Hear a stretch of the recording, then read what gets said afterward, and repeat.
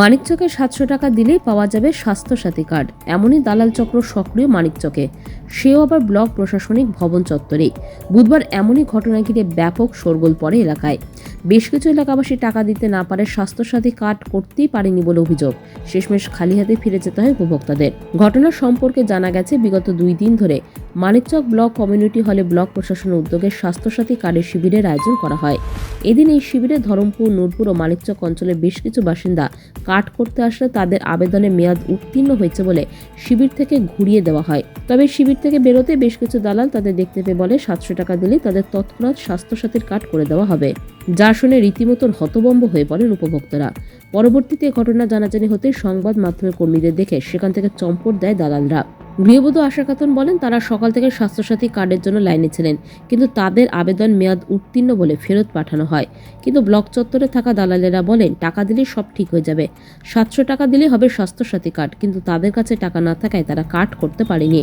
Block Swasthya Sathi কার্ডে একেবারে সক্রিয় রয়েছে দালাল চক্র বলে দাবি করেন তিনি। আমি বললাম ওনাকে যে আমার ডেটটা তো পার হয়ে গেছে। উনি বললেন যে ডেটটা পার হয়ে গেছে, ঠিক আছে আমাকে 700 টাকা দাও, আমি করিয়ে দিব, দেখুন সঙ্গে সঙ্গে কার্ড করে দেবো। আপনাকে বলেছেন না আরো কাউকে বলেছে? আরও কয়েকজনকে বলেছিল। সবাইকে 700 টাকা? হ্যাঁ, 700 টাকা। কি চাইছেন গোটা বিষয়ে? হ্যাঁ, এটা কি অবৈধভাবে এরকম টাকার একটা খেলা চলছে বলে মনে করছেন? এটা ঠিক না। যখন আমি বলছি কি যখন ডেটটা পার হয়ে গেছে, তো ওখান থেকে অফিস থেকে বলবে যে না এটা ডেট বেরিয়ে গেছে, এটা তোমার হবে না, আবার নতুন করে তুমি ফর্ম ফিল আপ করো, নতুনভাবে হবে। তো উনি বলছে ওখান থেকে বলবে, যা বলবে। তো ইনি বলছে যে তুমি দাও 700 টাকা, আমি করে দিব। কী করে করবে? ওখান থেকে করবে না, ইনি কী করে করবে? স্বাস্থ্যসাথী কার্ডের জন্য কোথায় এসেছিলেন? এইখানে ব্লকে কি বললো ওখানে? বললো কি ওইখানে যাও, ওইখানে যা, ওইখানে যা। এইখানে গেলাম তো হবে না।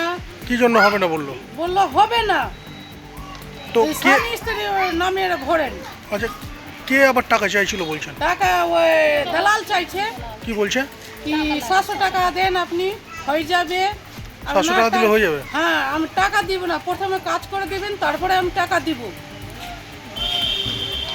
আপনার মতো আরো কাকে কাকে বলছিল? সবাইকে বলছি, 5-6 জনকে বলছি যে যাদের মানে সরকারিভাবে হবে না, কিন্তু টাকা দিলে হয়ে যাবে। টাকা দিলে হয়ে যাবে। না লক্ষ্মী ভান্ডার হয়, না স্বাস্থ্যসাথী কার্ড হয়, কিছু হচ্ছে না। তাহলে কি দালাল চক্র চলছে এই স্বাস্থ্যসাথীতে? হ্যাঁ, স্বাস্থ্যসাথী দালাল চলছে তো, মানে দালালই চলছে। না চললে কি এইভাবে না করে? চললে তো এভাবে তো কার্ড হবে না। আপনাকে বলেছে সরাসরি? হ্যাঁ, চিনতেন? সরাসরি বললো কি 700 টাকা দেন, হয়ে যাবে। কে উনি? যে বলেছে তাকে চিনতেন? হ্যাঁ। এর আগে দেখেছেন ওনাকে? না, আমরা দেখিনি, মানে ওখানে এসে দেখলাম। ওখানে ঘোরাফেরা করছিল? হ্যাঁ, ওইখানে ঘোরাফেরা করছে সব দালালগুলা।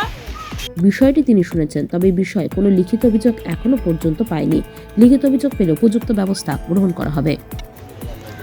স্বাস্থ্যসাথী কার্ড নিয়ে দালাল চক্র আমি বলতে পারবো না কে করছে। যদি সেটা আমি জানতে পারি তাহলে তো আমি প্রশাসনিকভাবে তার ব্যবস্থাটা নেব।